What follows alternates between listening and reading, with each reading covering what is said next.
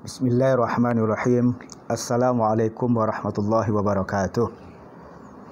Alhamdulillahirabbil alamin wal aqibatu lil muttaqin wa ala alihi wa sahbihi ajmain. Amma ba'd. Yang saya hormati Ibu Ifelda Ningsih, saudara para mahasiswa yang tengah mengikuti perkuliahan Manajemen Lembaga Keuangan Syariah Non-Bank yang Bapak cintai. Alhamdulillah, pada kesempatan ini kita teruskan proses perkuliahan setelah saudara melalui proses berdiskusi tadinya yang ada berperan sebagai pemakalah dan sebagai penanggap. Apresiasi dari kami tentunya buat Anda semua yang telah menjalani proses perkuliahan ini secara baik. Cara tentang institusi wakaf, ini satu hal sebetulnya yang sedang hangat-hangatnya khususnya di Indonesia. Karena paradigma pemahaman tentang wakaf di samping sebetulnya sudah semakin banyak orang menggeluti para penulis, para pemerhati, para penggiat wakaf di mana-mana, termasuk juga terjadi perubahan paradigma wakaf yang biasanya dikelola secara individual atau oleh komunitas tertentu saja. Sekarang telah menyebar ke berbagai aktivitas kelembagaan dan bahkan pemerintah pun sudah turut serta memberikan dukungan penuh terhadap institusionalisasi wakaf tersebut. Satu sisi kita bangga sebagai umat Islam yang ada di Indonesia khususnya, karena kendati Indonesia bukan negara Islam tapi sangat concern dengan persoalan ini. Karena walaupun bagaimanapun sebetulnya wakaf itu satu social Islamic finance yang menarik, yang potensial sebetulnya, tidak kalah potensialnya dibandingkan zakat, sebagaimana yang sudah kita sampaikan juga minggu yang lalu. Saudara sekalian, wakaf, bagaikan Bapak sampaikan tadi, adalah social Islamic finance. Ini termasuk keuangan Islam yang berbasis sosial, atau secara umum disebut juga dalam kategori filantropi, sumber-sumber dana sosial yang bisa dimanfaatkan untuk mensejahterakan masyarakat dan menggiatkan sebetulnya aktivitas-aktivitas sosial, termasuk tentunya dalam ini adalah mengangkat darjat, kapasitas dan kapabilitas umat Islam melalui sumber-sumber dana sosial bagaikan wakaf ini. Saudara sekalian, tadi juga sudah diskusikan bahwa wakaf itu sebetulnya ya jelas berasal dari bahasa Arab yang pengertiannya itu adalah berhenti, bisa disebut juga dengan ragu-ragu, menahan, mencegah. Karena kata-kata waqafa itu populer juga sebetulnya di bahasa ibadah haji yang disebut dengan wukuf. Artinya kan sebetulnya berhenti. Jamaah haji itu berhenti di padang Arafah untuk melaksanakan wukuf. Wakaf itu juga populer dengan istilah mauquf, yang ditahan. Sebab memang ada aspek bentuk wakaf yang mencirikan dirinya sebagai wakaf itu, karena ada unsur mauqufnya, ada unsur ditahannya ada. Sehingga akhirnya itulah yang menjadi definisi secara terminologi bahwa wakaf itu sebetulnya adalah satu aktivitas menahan harta yang dapat dimanfaatkan dan tidak musnah ketika digunakan dari berbagai transaksi yang bersifat memindahkan hak dan menyalurkan manfaatnya pada sektor-sektor kebajikan dengan tujuan untuk mendekatkan diri kepada Allah Subhanahu wa taala. Di sinilah terlihat ciri yang dimiliki oleh wakaf itu. Dia memang bentuk pemberian dari si wakif kepada pihak lain. Tetapi prinsip dasar dari harta itu memang tertahankannya harta itu. Tertahankan hartanya itu dijelaskan oleh hadis Nabi sebetulnya la tuba' wa la tuhab wa la turath. Jadi tidak boleh sebetulnya diwariskan, tidak boleh dijual, tidak boleh dihibahkan. Jadi dalam posisi inilah sebetulnya tertahankannya prinsip barang itu sendiri, pokok barang itu sendiri, atau di dalam bahasa lain adalah habsu ra'sil mal, tertahankannya pokok barang. Berbeda dengan zakat, infak secara umum dan sedekah, itu kalau diserahkan kepada pihak lain atau orang yang berhak menerimanya, orang yang menerima itu boleh menghabiskan pemberian itu. Kalau diberikan uang, dia boleh sebetulnya membelanjakan uang itu dan habis dibelanjakan, dikonsumsi. Tetapi kalau ciri pada wakaf, dia tidak boleh habis. Kecuali kalau habisnya faktor alam lah. Misalnya bencana alam membuat pokok barangnya itu habis. Makanya kecenderungan sebetulnya kalau orang berwakaf itu harus diwujudkan dalam bentuk fisik.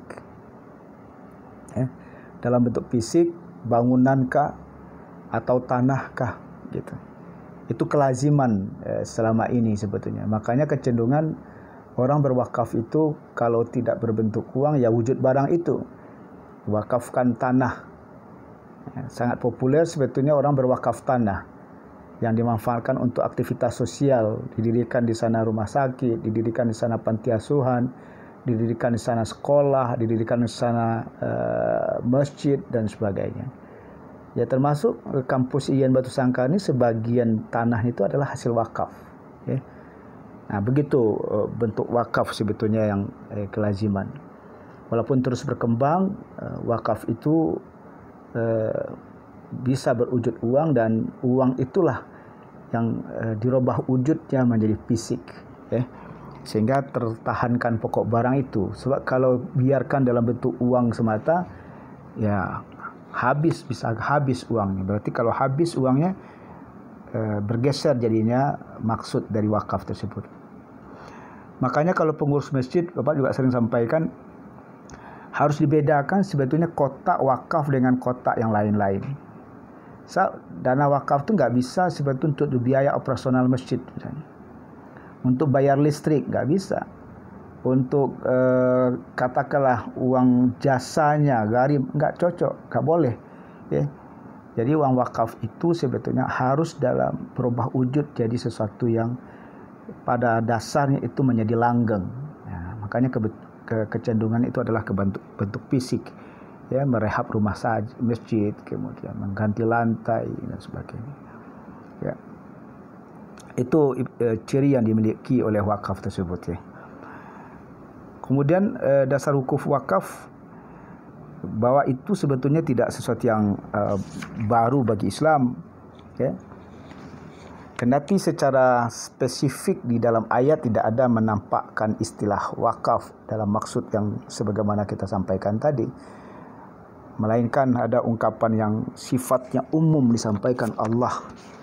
Bahkan dalam surat Al-Baqarah inilah misalnya ayat 261, A'udzubillahi minasyaitonir rajim. Mathalul ladzina yunfiquna amwalahum fi sabilillah kamathali habbatin ambatat sab'a sanabila fi kulli sumbulatin mi'atu habbah wallahu yudha'ifu liman yasha' wallahu wasi'un alim. Perumpamaan orang yang menginfakkan hartanya di jalan Allah seperti sebutir biji yang menumbuhkan 7 tangkai. Pada setiap tangkai ada 100 biji. Allah melipat gandakan bagi siapa yang dia kehendaki, dan Allah maha luas lagi maha mengetahui.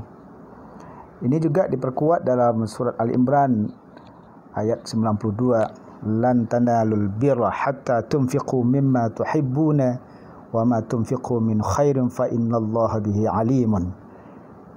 Kamu sesekali tidak akan sampai kepada kebajikan yang sempurna sebelum kamu menafkahkan sebagian harta yang kamu cintai, dan apa saja yang kamu nafkahkan dari hal kebajikan, maka sesungguhnya Allah mengetahuinya. Jadi kata-kata yang dinafkah di sana itu kendati sifatnya umum ya. Sebab sedekah pun itu bisa diistilahkan dengan infak atau infak dalam term yang umum terjadi di Indonesia. Itu juga dimasukkan di dalam ayat ini. Artinya memang ada pemberian sosial yang diniatkan karena Allah Subhanahu wa taala dalam rangka membantu orang lain. Spirit-spirit yang diberikan oleh Allah seperti ini adanya. Termasuk di dalam ini adalah persoalan wakaf.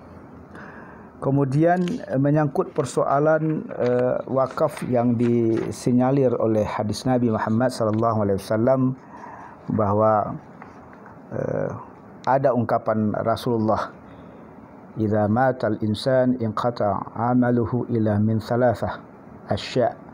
Ini redaksionalnya macam-macam.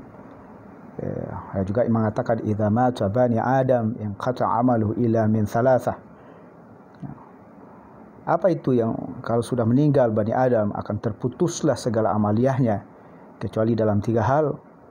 Sadaqatin jariyah, sadaqah jariyah, aw ilmin yuntafa'u bihi, aw walidin salih yad'u lah. Rawahul jamaah illa al-Bukhari wa Ibnu Majah. Ya, dalam hadis ini apabila mati Bani Adam terputuslah segala amalnya kecuali dalam 3 hal. Apa itu 3 hal? Yang pertama sedekah jariyah, ilmu yang dimanfaatkan, dan anak soleh yang mendoakan. Saudara sekalian, keterkaitan dengan wakaf itu adalah sedekah jariyah. Sedekah jariyah itu sebetulnya adalah sedekah yang pahalanya berketerusan, mengalir, karena sudah meninggal pun yang bersangkutan yang bersedekah, tapi tetap mengalir pahalanya. Logikanya saudara sekalian, kenapa kok bisa mengalir terus pahalanya? Karena masih dimanfaatkan oleh pihak yang menerima sedekah itu sampai memang habis benda tersebut. Makanya kendati sudah meninggal pun dia, namun benda tersebut masih berwujud dan dimanfaatkan. Nah, sejauh itulah pahala terus bergalir. Inilah sebetulnya yang disepakati oleh para ulama bahwa sedekah jariyah itu yang dimaksudkan adalah wakaf. Kemudian juga berdasarkan hadis Nabi Muhammad SAW, ada satu kisah sebetulnya bagaimana pada satu kali Umar bin Khattab mendapatkan lahan di perang Khaybar yang beliau merasa belum pernah mendapatkan lahan sebegitu bagusnya, sebegitu suburnya. Beliau sampaikan kepada Rasulullah, "Ya Rasulullah, saya mendapatkan lahan yang sangat luar biasa suburnya yang belum pernah saya dapatkan selama ini. Bagaimana menurut pendapatmu ya Rasulullah? Mau saya apakan ini?" Kata Rasulullah, "Idza syi'ta habasta aslaha." Kalau seandainya kamu ingin, tahanlah pokok barangnya. Fatasaddaqta biha, dan sedekahkan hasilnya. Saudara sekalian, pemahaman insyi'ta menunjukkan sebetulnya bahwa ini bentuknya adalah sunat. Kalau kamu ingin, ya berarti kan ada pilihan sebetulnya. Habasta aslaha, kamu tahankanlah pokok barangnya. Nah, disitulah menunjukkan bahwa wakaf yang dimaksudkan. Fatasaddaqta biha, kamu sedekahkan hasilnya. Saudara sekalian, habasta aslaha itu dilanjutkan di dalam hadis Nabi itu, la tuba' wa la tuhab wa la turas. Janganlah sebetulnya kamu jual barang tersebut. Dalam hal ini dimaksudkan oleh Rasulullah adalah lahannya Umar bin Khattab tersebut. Kemudian wala tuhab, jangan kamu hibahkan. Sebab kalau seandainya dijual, dihibahkan, itu berarti terjadi peralihan kepemilikan. Jadi kalau sudah diserahkan ke orang, berarti sudah habis. Mau diapakan oleh orang tersebut silakan saja, karena barang itu termasuk yang diperjualbelikan. Barang tersebut termasuk yang dihibahkan. Kemudian wala turas, jangan diwariskan.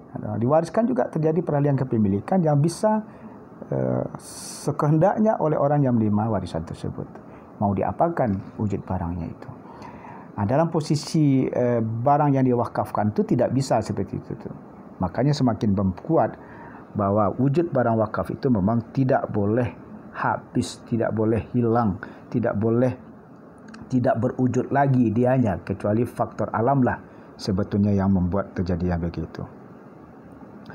Saudara sekalian, sebagaimana Pak sampaikan tadi, kendati di dalam hadis Nabi dicontohkan itu adalah berwujud barang dianya, tetapi tidak tertutup kemungkinan sebetulnya bahwa dia bisa berawal dari instrumen alat bayarnya namanya uang, dan uang itu berubah bentuk menjadi wujud barang yang bisa tertahankannya pokok barang tersebut, sehingga populer juga sekarang disebut dengan wakaf tunai.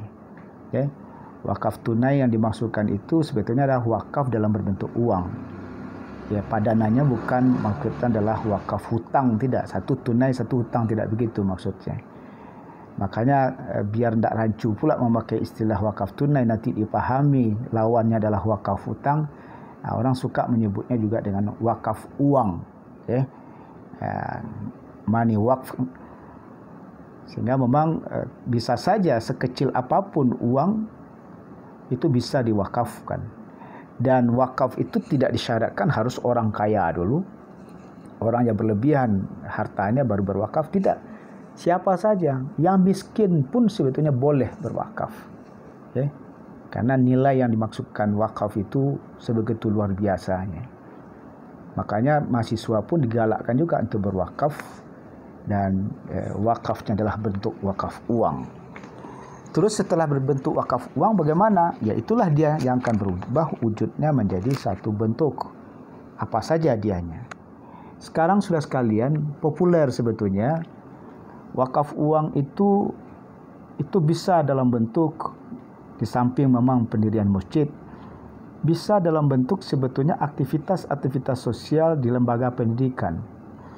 Aktivitas-aktivitas sosial sebetulnya yang dilakukan oleh misal lembaga sosial membuat rumah sakit, dan juga mengarah sebetulnya kepada bentuk wakaf yang tidak sekedar dalam perwujudan yang dikonsumsi, bagaikan dimanfaatkan langsung wujudnya, bagaikan masjid dimanfaatkan masjid secara fisik, kemudian lembaga pendidikan dimanfaatkan secara fisik, tetapi juga sudah mengarah sebetulnya wakaf uang produktif. Artinya prinsip dasar pokok barang itu tertahankan, tapi punya nilai ekonomi sesudah itu yang akhirnya bisa dimanfaatkan sebetulnya oleh lembaga yang mengelola uang itu untuk membantu aktivitas-aktivitas sosial lainnya. Saudara sekalian, sekarang sedang populer ini bahwa di Makkah itu ternyata ada orang keturunan Aceh punya properti di kota Makkah dan punya properti di Madinah berbentuk hotel, dan itu dikomersialkan. Jadi dia berwakaf sehingga berubah wujudnya menjadi hotel. Hotelnya itu diproduktifkan sehingga menghasilkan uang. Uangnya itulah yang disedekahkan. Sehingga kalau jamaah haji datang dari Aceh, itu setiap kali datang itu diberi uang saku oleh yayasan yang mengelola properti orang Aceh tersebut. Begitu modelnya. Sehingga berpuluh-puluh tahun yang orang keturunan Aceh itu sudah lama sekali meninggalnya. Tetapi karena dia membentuk lembaga, yayasan yang itu diamanahkannya agar itu membantu jamaah dari Aceh diantaranya, itu tetap berjalan tahun. Begitu juga sebetulnya ada properti yang ditinggalkan oleh Utsman bin Affan yang sampai sekarang masih berwujud dianya, dan itu dimanfaatkan untuk aktivitas-aktivitas sosial. bagaikan juga sudah sekalian, Universitas Azhar itu di Mesir, itu ternyata banyak properti-propertinya yang itu berasal dari wakaf. Dan hasilnya itu sebetulnya dimanfaatkan untuk aktivitas pendidikan di Universitas Azhar itu. Malah tidak tertutup kemungkinan sebetulnya dana hasil dari wakaf itu pernah dimanfaatkan oleh pemerintah Mesir pada saat pemerintah Mesir pernah membutuhkan uang. Begitu besarnya manfaat dari wakaf tersebut. Itulah yang dipahami dari hadis Nabi, fasadaqta biha, sedekahkan hasilnya. Ya, berarti sebetulnya hasil dari wakaf yang produktif itu boleh disedekahkan, boleh dimanfaatkan untuk berbagai aktivitas sosial Islam. Tapi sekali lagi wujud barang itu tetap tertahankan. Makanya berkembang juga akhir-akhir ini pengelolaan zakat, pengelolaan wakaf produktif itu dalam bentuk pendirian perusahaan-perusahaan. Berinvestasi dia dalam perusahaan. Bisa sebetulnya berwujud dalam bentuk mendepositokan di bank. Sehingga wujudnya tetap terpertahankan, tapi hasilnya bisa dimanfaatkan. Saudara sekalian, melihat perkembangan seperti itu adanya, pemerintah Indonesia perlu membackup. Bagaimana pengelolaan wakaf itu bisa lebih profesional, lebih bisa accountable, dipertanggungjawabkan sebetulnya, dan tertata, termanage sedemikian rupa secara baik, sehingga lahirlah Undang-Undang Nomor 41 Tahun 2004 tentang wakaf dan institusi pengelolaan wakaf secara nasional, itu disebut dengan Badan Wakaf Indonesia. Apa saja unsur yang terkait dengan wakaf itu? Pertama tentu adalah wakif, orang yang berwakaf atau pihak yang berwakaf. Kemudian ada nazir, pengelola wakaf. Kemudian ada harta benda yang diwakafkan. Ada ikrar wakaf. Ini sangat penting sekali sebetulnya. Untuk membedakan wakaf dengan yang lain itu perlu ada pernyataan bahwa ini sebetulnya adalah wakaf. Kemudian diperjelas juga peruntukan wakaf, harta yang diwakafkan itu untuk apa gitu. Jadi memang sedemikian rupa ketentuan dari wakaf tersebut. Saudara sekalian, di dalam Undang-Undang 41 2004 itu di situ disebutkan bahwa nazir itu ada berbentuk perorangan, ada berbentuk organisasi. Ya jelas ada persyaratan-persyaratan formalnya, warga negara Indonesia pasti, kemudian dia beragama Islam, dia amanah, dia profesional dan sebagainya. Begitu juga lembaga sosialnya, lembaganya itu berbentuk organisasi, nazir itu berbentuk organisasi. Ya persyaratannya juga sedemikian rupa bahwa organisasi itu perlu ada izin. Gak bisa sembarangan organisasinya yang mengelola itu gitu. Nah, makanya dilakukan pengawasan oleh Badan Wakaf Indonesia. Jadi Badan Wakaf Indonesia itu sebetulnya untuk tingkat provinsi dan kabupaten kota, dia tidak mengelola langsung tentang objek wakaf. Jadi dia bukan sebagai nazir dia. Walaupun tingkat nasional ada saja dalam kelas tertentu Badan Wakaf Indonesia itu sebagai nazir, sebagai pengelola. Tetapi kalau di provinsi dan kabupaten kota, Badan Wakaf itu lebih sifatnya adalah melakukan pengawasan terhadap pelaksanaan wakaf yang dilakukan oleh nazir, baik nazir itu perorangan maupun nazir itu adalah lembaga.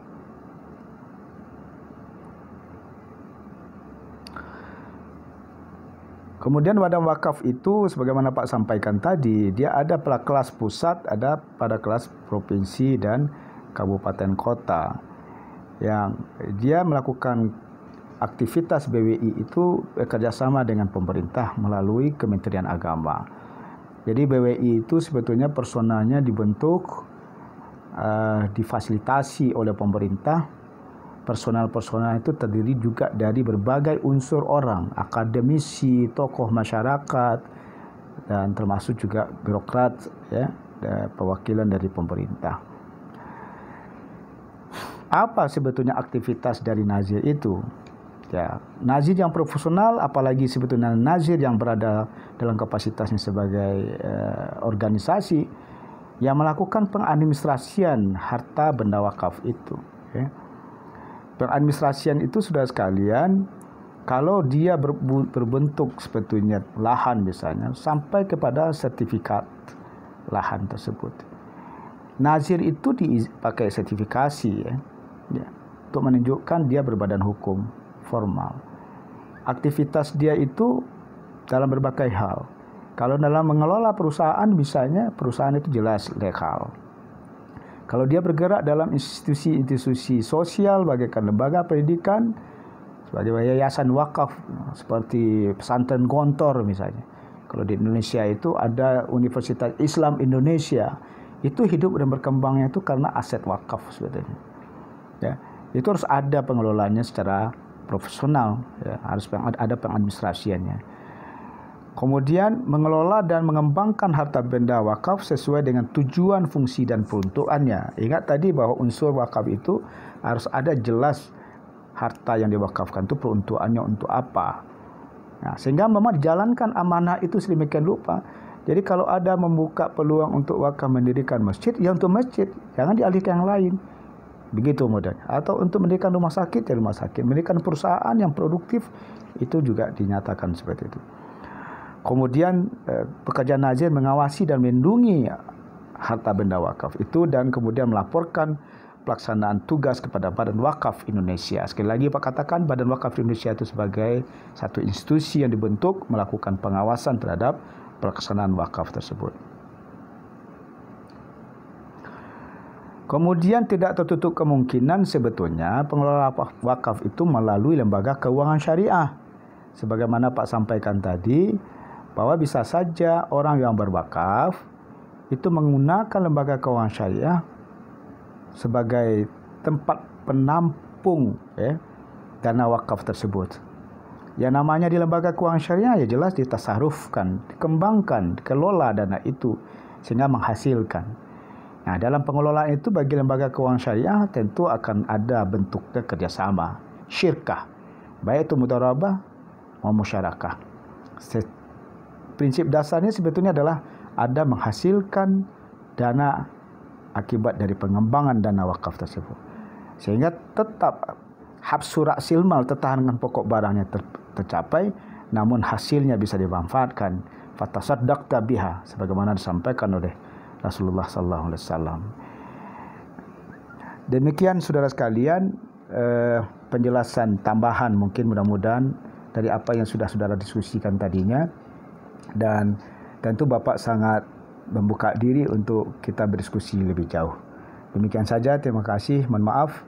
Billahi taufiq hidayah. Assalamualaikum warahmatullahi wabarakatuh.